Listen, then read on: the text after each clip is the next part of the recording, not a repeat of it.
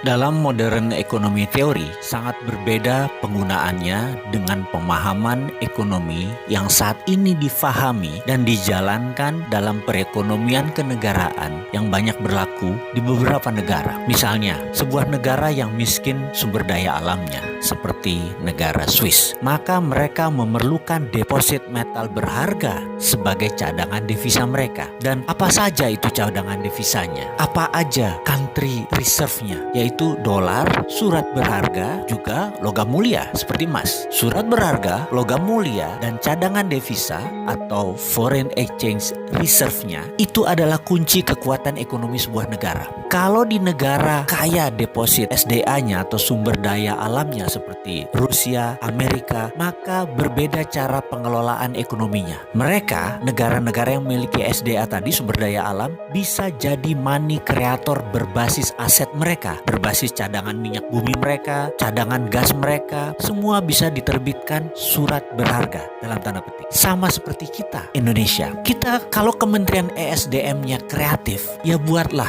reserve issuer atau penerbit kekayaan negara berbasis minerba. Kita kan punya SKK Migas, Satuan Kerja Khusus untuk Migas. Itu adalah BUMNK sebenarnya. Paham kan? BUMNK, Badan Usaha Milik Negara Khusus. Seperti zamannya Pak Ibnu Sutowo dulu. Kalau lupa nanti saya jelaskan di chapter yang lain. Mengapa kita ke depan tidak buat SKK Minerba, Satuan Kerja Khusus Minerba, atau bentuk lain dari Badan Usaha Milik Negara Khusus Minerba, mineral dan batu bara. Cara kerjanya adalah tugas pertama mereka adalah menghitung aset negara berbasis mineral batu bara tadi dan menerbitkan surat berharga. Nanti siapa yang beli surat berharganya? Ya negara Indonesia sendiri, Kementerian Keuangannya. Itu semua adalah untuk fondasi underlying money creation. Setelah Bappenas menciptakan proyek berlapis ini, sekali lagi kuncinya. Badan yang nanti akan berperan penting di atas Bappenas adalah Sesdalobang, Sekretaris Pengendalian dan Pengelolaan Pembangunan, langsung di bawah Presiden, semacam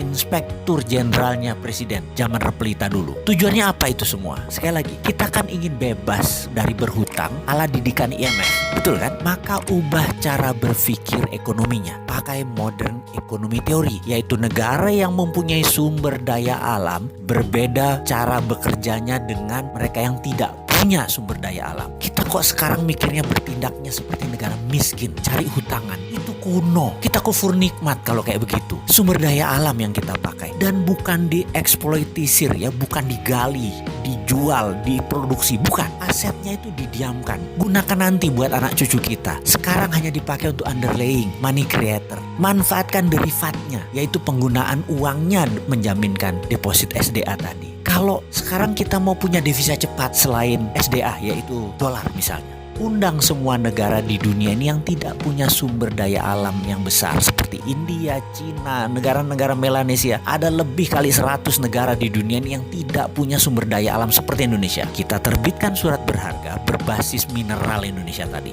Jangan sebut nilainya, sebut saja jumlahnya. Lalu katakan mereka akan membeli 5%-nya atau senilai 200 billion dolar. Bisa saja, ya kita kasih suratnya, dan surat itu sama mereka nanti diapakan. Secara praktek modern economy theory, itu untuk underlying money creation di negara mereka tersendiri. Terserah mereka mau cetak 10 kali lipat, 100 kali lipat, toh tidak akan diambil aset tersebut, di mana mungkin 100 tahun ke depan nilainya ya juga naik 100 kali. Kita sepakat, misalnya yang 20% aset nasional kita tadi, kita jual ke negara lain. Itu namanya sovereign wealth fund versi modern economy theory. Amerika itu pakai sistem ini. Buktinya mereka tidak pernah tuh sedot atau gali tambang mineral mereka, minyak mereka nggak pernah tuh. Paling-paling hanya 20% hanya untuk ekonomi mutar. Lalu misalnya lagi, apa yang Pak Karno lakukan di tahun 1955? Yaitu akan memanfaatkan mineral ini untuk kekuatan ekonomi. Yuk ulangi lagi. Namun sekarang caranya lebih elegan. Dunia tuh butuh Indonesia. Dunia sudah tidak butuh negara yang suka perang seperti Amerika. Negara juga tidak butuh negara Cina yang menjual utang ke negara lain. Jadi masa depan adalah era bergandengan tangan, era kolaborasi, dan Indonesia punya yang